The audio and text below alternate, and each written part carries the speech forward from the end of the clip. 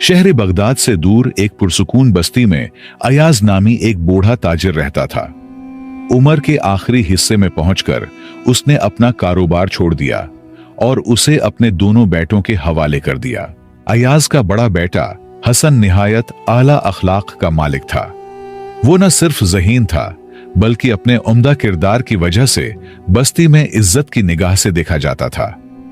हसन हमेशा कारोबार में खुद पर ज्यादा बोझ डालता और अपने छोटे भाई कामिल को ज्यादा जिम्मेदारियों से बचाता, लेकिन उसके साथ साथ वो कामिल को मुसलसल नसीहत भी करता कि तिजारत में ईमानदारी सबसे बड़ी दौलत है। वो उसे सिखाता कि सच्चाई और दियानतदारी के बगैर कारोबार में बरकत नहीं आती। कुछ अरसे बाद अयाज के दिल में एक नई सोच ने जन्म लिया। वो अक्सर बैठकर यह सोचता कि क्यों ना अपने दोनों बेटों की शादी करवा दूं। वो जवान हो चुके हैं और शादी के बाद अपने घर बसाएंगे तो जिंदगी मजीद संवर जाएगी। ये ख्याल उसे एक तरह की तसल्ली देता कि उनकी खुशियां अपनी आंखों से देखने का मौका मिलेगा। लेकिन अगर वो दुनिया से चला गया तो उसके बेसहारा बेटे किस तरह जिंदगी गुजारेंगे। हालांकि वो अब जवान और खुद मुख्तार थे, लेकिन फिर भी ये ख्याल हर बाप की तरह अयाज के जहन में भी गूंजने लगा। लिहाजा अयाज ने अपने बेटों की शादी तय कर दी और बगदाद के शहर में अपने एक रिश्तेदार के घर में उनका निकाह करवा दिया। शादी निहायत धूमधाम से हुई। बस्ती के लोग भी इस खुशी में शरीक हुए। अयाज को यूं महसूस हो रहा था जैसे बरसों बाद उसके दिल को हकीकी सुकून मिला हो। घर में अफराद बढ़ने से खुशी और भी ज्यादा हो गई। अयाज अपनी बहुओं का खास ख्याल रखता और अपने नवासों की उम्मीद पर दिन गुजारता। उसकी बीवी बहुत पहले वफात पा चुकी थी। बीवी के गुजर जाने के बाद अयाज बच्चों के सहारे जी रहा था, वरना जिंदगी से बहुत मायूस हो चुका था। लेकिन अब उसे ऐसा महसूस होता जैसे जिंदगी की खुशियां दोबारा लौट आई हो। मगर कुछ वक्त बाद कामिल, जो पहले ही लापरवाह और सख्त तबीयत का मालिक था, अपने बाप के सामने आ खड़ा हुआ। उसके चेहरे पर नागवारी के आसार नुमायां थे। वो तेज लहजे में बोला, अब्बा, मुझे कारोबार में अपना अलग हिस्सा चाहिए। मैं बड़े भाई हसन के साथ मजीद काम नहीं कर सकता। वो कमाई का ज्यादा हिस्सा खुद रख लेता है और मुझे कम देता है। ये नाइंसाफी है। मैं अब मजीद बर्दाश्त नहीं कर सकता। कामिल की बातें सुनकर बाप के दिल में भी हल्का सा शक पैदा हुआ कि शायद कामिल की बात में कुछ सच्चाई हो, क्योंकि बज़ाहिर तो बात ठीक थी। लेकिन वो हसन की तबीयत से खूब वाकिफ था। बचपन से लेकर आज तक हसन ने न कभी चोरी की थी और न ही झूठ बोला था। वो हमेशा ईमानदारी और दियानतदारी के साथ जिंदगी गुजारता आया था। लेकिन फिर भी अयाज ने कामिल की बात को नजरअंदाज नहीं किया और गहरी सोच में पड़ गया। आखिरकार उसने हसन को बुलाकर नरमी से कहा, बेटा, मैं जानता हूं कि तुम हमेशा सच्चाई और दियानत के रास्ते पर चले हो और मुझे यकीन है कि ऐसा कोई मामला नहीं होगा। लेकिन अगर तुम्हारी रजा हो तो कारोबार का बंटवारा कर देना बेहतर होगा, ताकि दोनों भाई अपने अपने हिस्से के साथ इत्मीनान से जिंदगी गुजार सकें।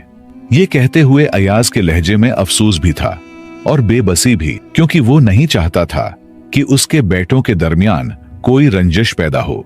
हसन, जो एक नेक दिल और समझदार इंसान था, यह सुनकर गमजदा हो गया।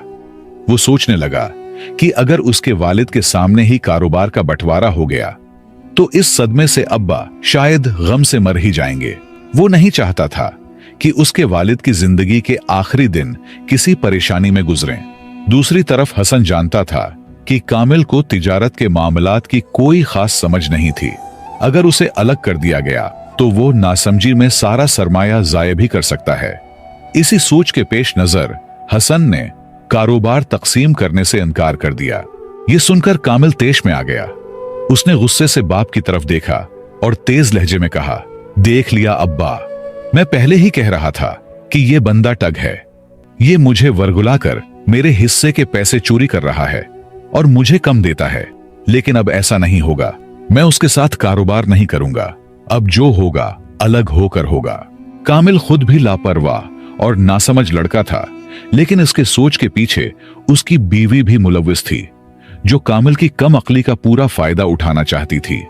लेकिन जब लड़का अक्ल से पैदल हो तो लड़की को कसूरवार ठहराना बेजा है। लिहाजा पहले तो हसन ने नरमी से कामिल को समझाने की कोशिश की। वो धीमे लहजे में बोला, देखो भाई, ऐसा कोई मामला नहीं है।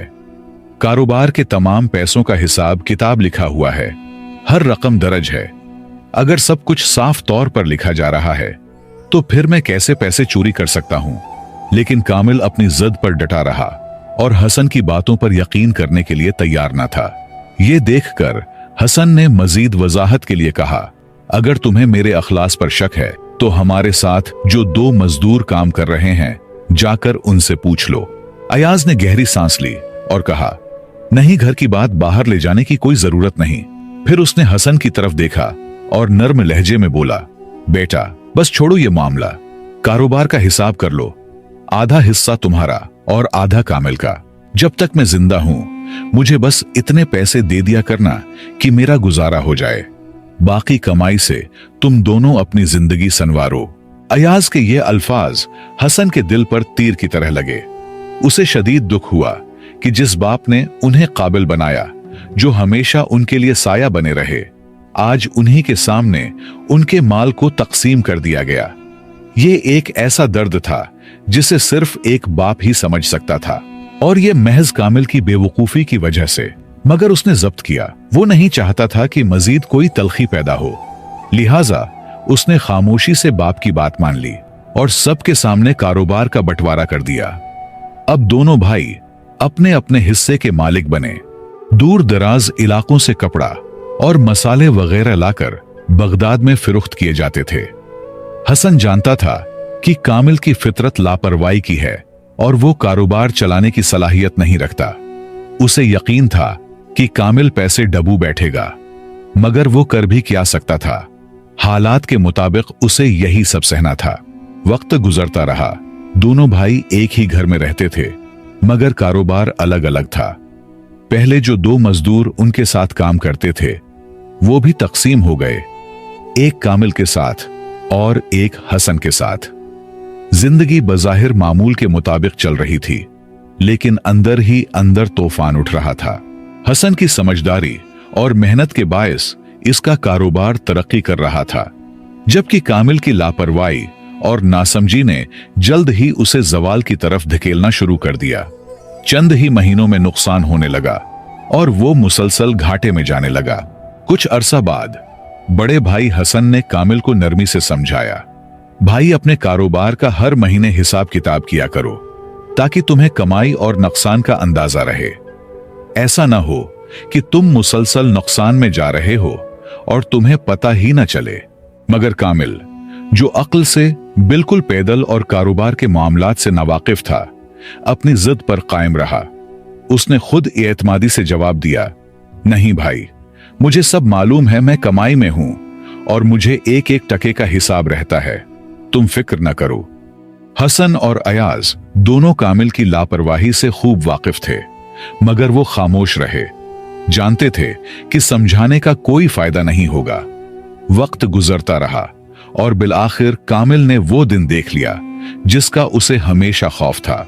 जब उसने कारोबार का हिसाब किया तो मालूम हुआ कि वो कर्जों में डूब चुका है, मगर उसके गुरूर का आलम यह था कि वो खुद को तसल्ली देता रहा, कोई बात नहीं, दुकान में अभी काफी सामान मौजूद है, जैसे तैसे करके कर्ज उतर ही जाएगा।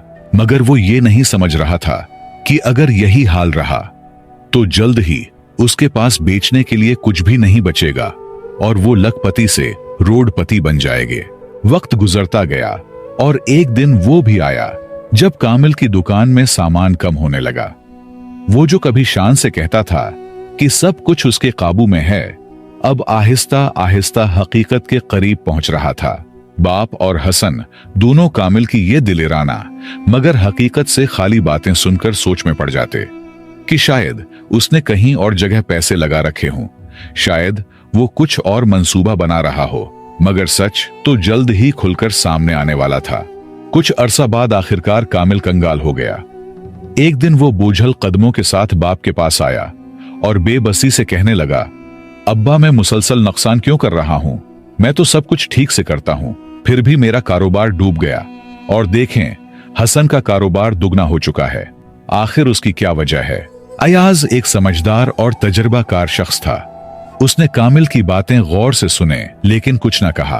वो जानता था कि कामिल जबानी बातों से नहीं मानेगा जब तक कि उसे अमली सबक न दिया जाए। इसलिए उसने एक तरकीब सोची। शाम को अयाज ने दोनों बेटों हसन और कामिल को अपने पास बुलाया और कहा, बेटा, मैं तुम दोनों से एक जरूरी बात करना चाहता हूं, लेकिन पहले शर्त यह है कि आज रात तुम दोनों मेरे कमरे में गुजारोगे। दोनों ने फौरन हामी भर ली। रात हुई और सब अपने बिस्तरों पर लेट गए। जब मुकम्मल खामोशी छा गई और दोनों बेटे गहरी नींद में चले गए तो अयाज आहिस्ता से उठा और दोनों के बटुए जो उन्होंने तकिए के नीचे रखे थे निकाल लिए। वो बटुए अशरफियों से भरे थे। बटुए चुराकर वो दोबारा अपने बिस्तर पर आ गया जैसे कुछ हुआ ही ना हो। सुबह होते ही तीनों जागे, नमाज अदा की और नाश्ता करने लगे। नाश्ता खत्म हुआ तो कामिल ने अपने तकिए के नीचे हाथ डाला और चीखने लगा, मेरा बटुआ कहां गया? उसने पूरा बिस्तर उलट दिया मगर बटुआ नहीं मिला। मेरे पैसे कहां गए? किसने चुराए? कामिल गुस्से से चीखने लगा। वो फौरन हसन की तरफ देखकर बोला, ये तुम्हारी ही हरकत है, तुमने मेरा बटुआ चुरा लिया है। फिर वो अयाज की तरफ मुड़ा, अब्बा, आपने ही तो हमें यहां सुलाया था, आपने मेरा बटुआ चुराया तो नहीं है। तुम दोनों मेरे माल के पीछे पड़े हुए हो। मुझे जल्दी अपना बटुआ दे वरना मैं काजी के पास चला जाऊंगा। कामिल की बातें सुनकर अयाज मुस्कुराकर बोला, बेटा, जल्दबाजी में इल्जाम मत लगाओ। पहले सोचो, अगर तुम्हारा बटुआ गायब हुआ है तो हसन का भी गायब है। क्या वो तुमने चुरा लिया है? कामिल चौंक गया और जल्दी से हसन की तरफ देखा। हसन जो पुरस्कून बैठा था कुछ कहे बिना कामिल की बातें सुनता रहा मगर अपने बटुए के बारे में कुछ न कहा। अयाज ने कामिल को समझाने के लिए मुस्कुराकर हसन से पूछा, बेटा, तुम्हारा बटुआ भी तो गायब है, तुम क्यों शोर नहीं मचा रहे? हसन ने अदब से जवाब दिया, अब्बा, शायद मैं कहीं भूल आया हूं या अगर किसी ने लिया भी है तो वो इसी घर में ही खर्च करेगा जो हम सबका है। अयाज ने कामिल की तरफ देखा और कहा, बेटा, यही फर्क है तुम में और हसन में। वो नुकसान पर सब्र करता है, तुम इल्जाम लगाते हो। वो मेहनत पर यकीन रखता है, तुम किस्मत पर। हसन की यही खूबी उसे कामयाब बनाती है और तुम्हारी यही जल्दबाजी तुम्हें नाकाम कर रही है। कुछ वक्त बाद जब बाप ने दोनों का रवैया देखा तो उसने अशरफियों के तेले निकालकर सामने रख दिए। कामिल और हसन हैरत में पड़ गए कि यह क्या माजरा है।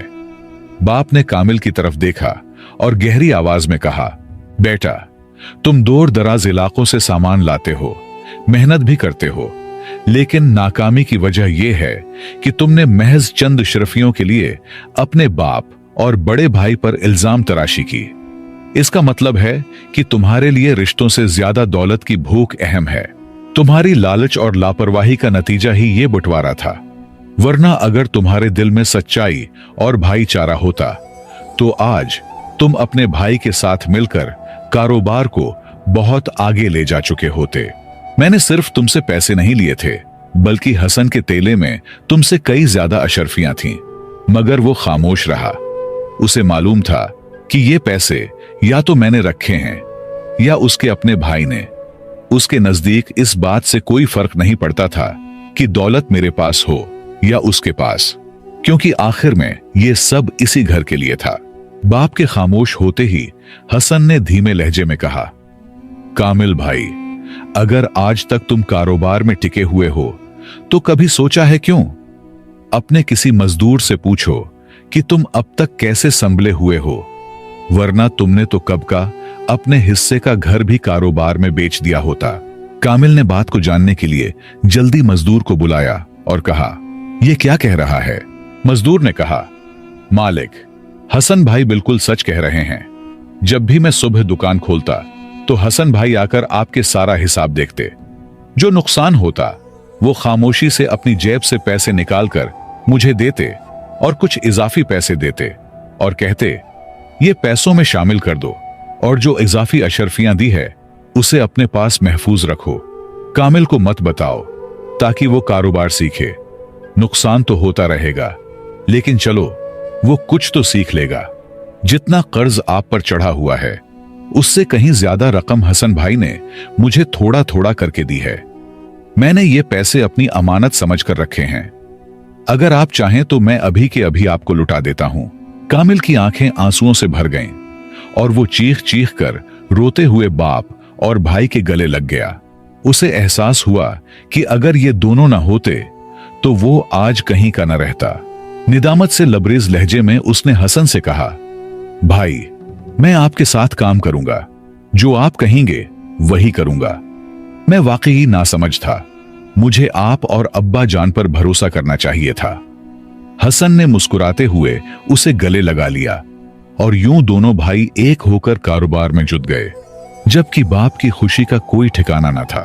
तो दोस्तों, हमारी जिंदगी में बाप और भाई का बहुत बड़ा किरदार होता है। ये रिश्ते बेमिसाल होते हैं, मगर अफसोस कि आजकल कुछ लोग चंद पैसों के लिए इन कीमती रिश्तों को तोड़ देते हैं, जिसका अंजाम बाद में बहुत भारी पड़ता है। याद रखें, किसी भी काम में, चाहे वो अपना हो या किसी और का, ईमानदारी, खुश अखलाकी और नेक नीति को कभी नहीं छोड़ना चाहिए, क्योंकि कामयाबी सिर्फ मेहनत से नहीं बल्कि अल्लाह की रजा, ईमानदारी, माँ बाप की दुआओं और गरीबों की मदद से मिलती है। अगर सिर्फ मेहनत ही सब कुछ होती तो मजदूर सबसे अमीर होता। मुझे उम्मीद है कि आपने इस कहानी से बहुत कुछ सीखा होगा।